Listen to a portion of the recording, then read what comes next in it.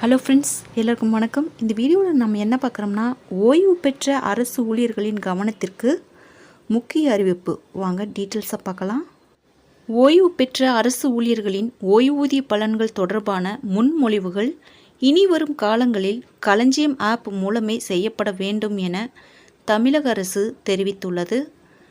1/4/2023 பிறகு தமிழ்நாடு அரசு பணியில் சேர்ந்த அலுவலர்கள், ஆசிரியர்களுக்கு பங்களிப்பு ஓய்வூதிய திட்டத்தின் கீழ் பிடித்தம் செய்யப்பட்ட தொகை பெறுவதற்கு தபால் மூலம் முன்மொழிவுகள் இவ்வலுவலகத்திற்கு பெறப்பட்டு வந்த நிலையில், இனி வரும் காலங்களில் களஞ்சியம் இணையதளத்தின் வாயிலாக முன்மொழிவுகள் அனுப்புவதற்கு ஏதுவாக வழிவகை செய்யப்பட்டுள்ளது.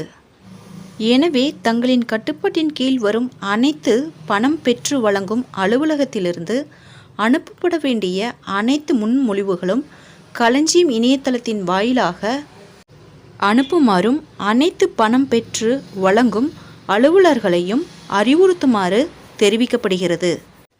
மேலும் களஞ்சியம் இணையதளத்தில் வாயிலாக அனுப்பப்பட்ட முன்மொழிவுகளை தபால் வழியாகவும் அனுப்புமாறு அனைத்து பணம் பெற்று வழங்கும் அலுவலர்களுக்கும் அறிவுறுத்துமாறு அனைத்து சம்பள கணக்கு அலுவலர் மற்றும் மாவட்ட கருவூல அலுவலர்கள் கேட்டுக்கொள்ளப்படுகிறார்கள்.